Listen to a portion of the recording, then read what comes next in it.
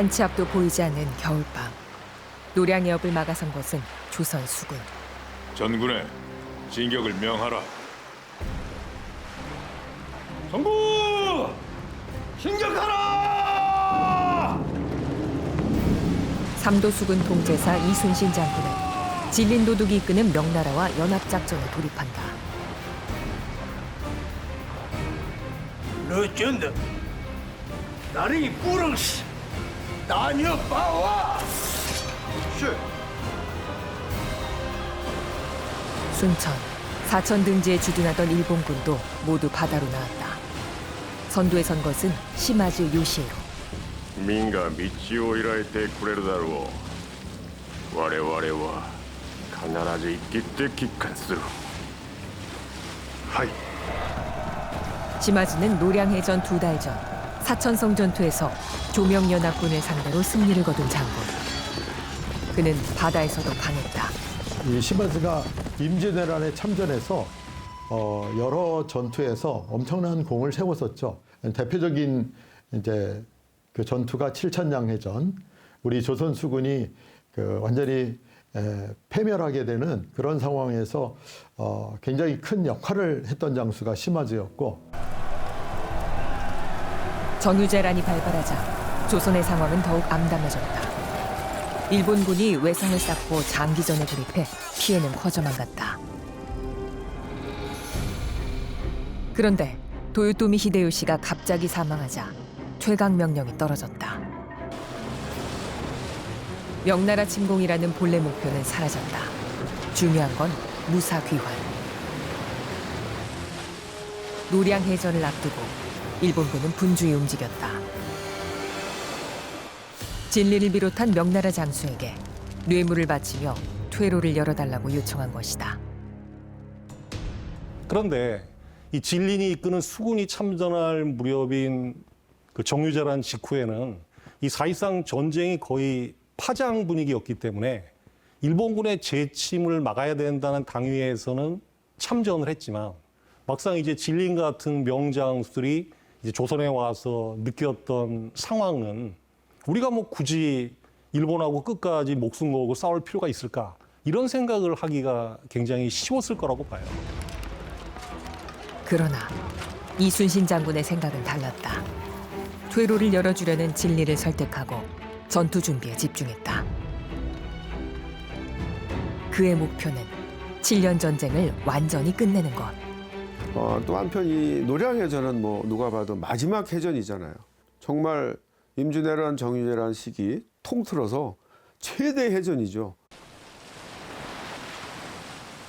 노량해전 직전에 이제 노량수로 자단에 도착해서 이렇게 반옥선 선상에서 꿇어 앉아가지고 이렇게 하늘을 우러러 기원을 합니다.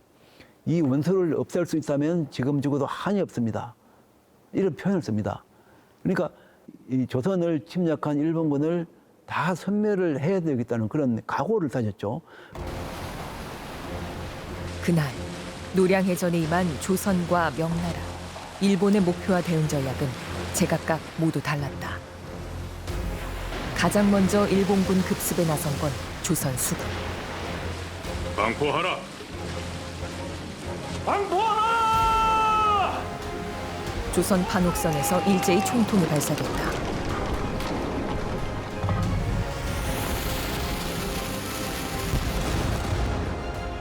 퇴로가 열릴 것을 기대하던 일본군은 혼비백산, 대응하지 못했다. 시마즈 군대의 배는 300여 척. 근접전이 벌어질 경우 불리하다고 판단한 이순신 장군이 거리를 유지하며 화력을 집중시킨 것이다.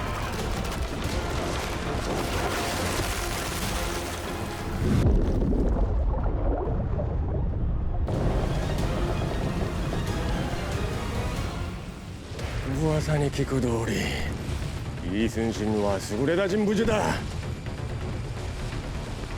수세에 몰린 일본군은 공격을 피해 서둘러 이동하기 시작했다.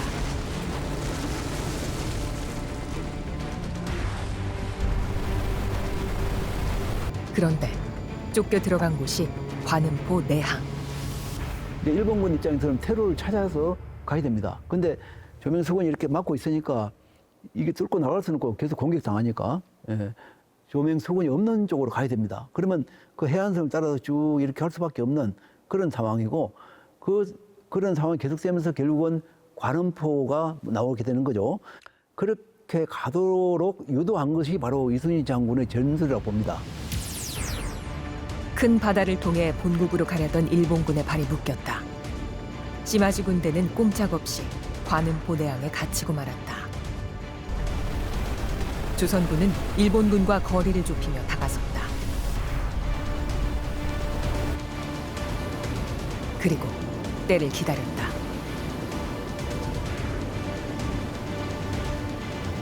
북서풍이다. 바람이 불 편이다. 화공을 펼쳐라! 화공을 펼쳐라! 화공을 펼쳐라! 화공은 조선 수군이 자랑하는 최강 전술. 더욱이 북서풍을 등진 상태. 좁은 관음포 내항에 몰려있던 일본군 배에 불이 옮겨붙었다. 순식간에 배가 불타며 가라앉았지만 속수무책.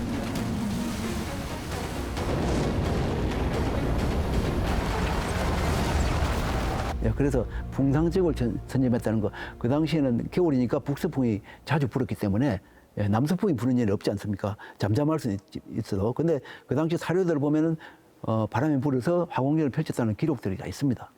이것이 사실은 이순신이 먼저 선제 기동을 해서 막아야 된다는 그런 작전의 요체입니다. 이게. 전투 장소, 전투 시간까지 고려한 이순신 장군의 전략은 완벽했다. 조선군이 완전히 승기를 잡았다. お前は島で後ろ割りイースンシンか止めてるか。退路隠すにはイースンシンを殺さろならない。全軍命を懸けて敵地へ突撃しれ。 해가 뜨고 이순신 대장선의 모습이 드러나자 일본 조총 부대의 사격이 집중된다.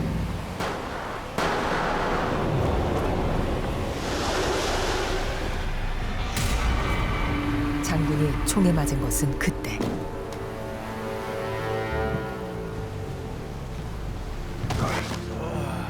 아들과 조카, 직속군관이 모여들었으나 장군은 곧 절명했다. 그러나 당시 조선군은 전투가 끝날 때까지 장군의 죽음을 알지 못했다. 아마 동설 무렵이고 상황을 잘 알 수가 없습니다. 그래서 일본군 조총수들이 이렇게 그냥 여러 명이서 이렇게 총을 쏘다 보니까 그 중에서 이제 한 발이 맞은 것 같아요. 그러다 보니까 그때 당시에는 또 이순신 장군이 전달했다는 그런 말도 없고 또 누가 죽었는지 모릅니다. 그것은 이제 그 보고한 사람이 다 달라요. 누가 기록했느냐에 따라서 이제 차이가 있게 되는 거죠. 예.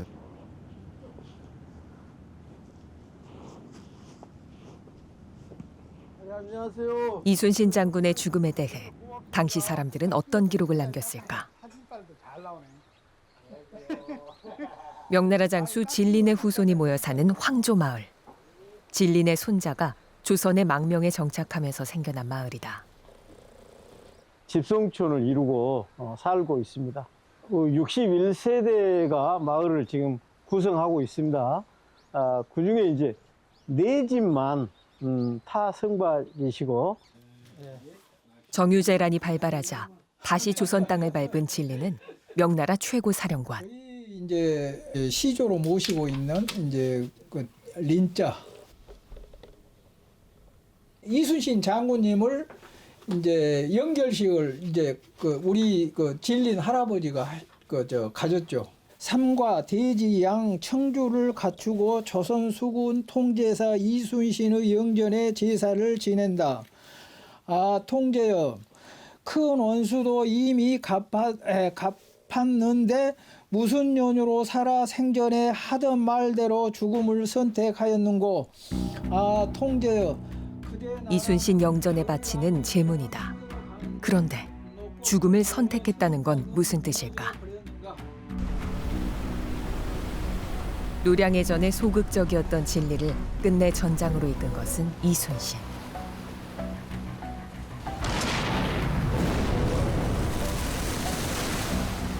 わしを狙え。民国水軍の先に攻撃する。 조명 연합작전을 막으려는 의도였다. 刀进，刀就，如今的战，火进。 절체절명의 위기 상황. 장군, 질린 도덕의 배가 포위됐습니다. 서둘러라. 도덕을 구해야 한다. 포위망을 들어라.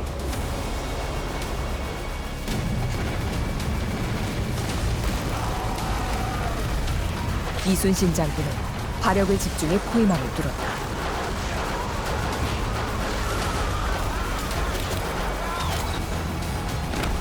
명나라 등자룡 장군을 비롯해 조선 장수 10여 명이 전사하는 격렬한 전투 현장에서 진린의 목숨을 구한 것이다.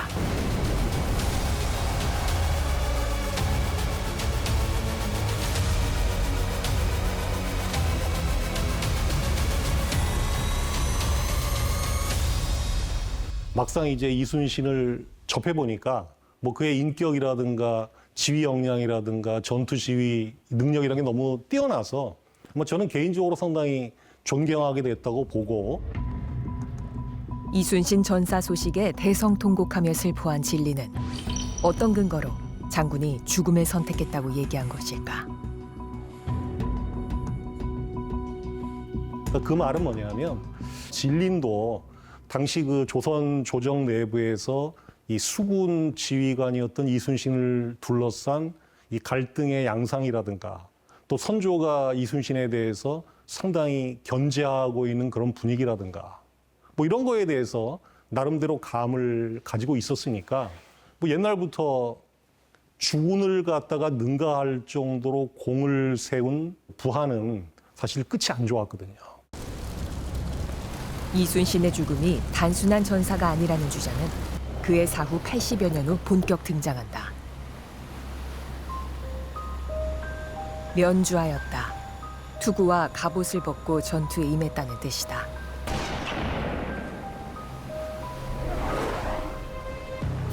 치열한 전투 현장에서 무장을 하지 않는다는 건 자살 행위와 같다는 해석이 이어지면서 장군의 죽음에 의문이 제기됐다. 그래서 자살설에 대한 그 원조로 할까요? 최초로 주장한 사람은 석종 임금 때 이제 그 대제학을 지냈던 이민서라는 분이 김충장공 유사, 즉 충장공 김덕령 장군의 전기를 썼는데 그 내용 중에서 이런 말이 있습니다. 이제 김덕령 장군이 억울하게 옥에서 장사를 당하니까 곽재우는 몸을 피해서 산속으로 들어가서 피곡을 했고, 그 다음에 이순신은 스스로 총탄을 맞아서 죽음을 택했다 하는 그런 기록이 있는데,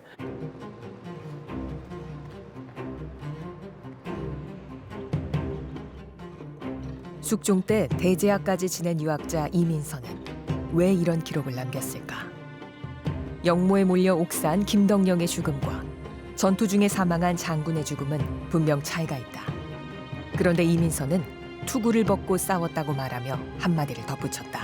근데 앞에 자자가 이제 스스로 탄환에 맞아서 죽었다라고 하는, 그러니까 갑옷 투구 다 벗어놓고 스스로 탄환에 맞아 죽었다라고 하는 그것 때문에 자자 때문에 이제 의미가 있는 것 같습니다.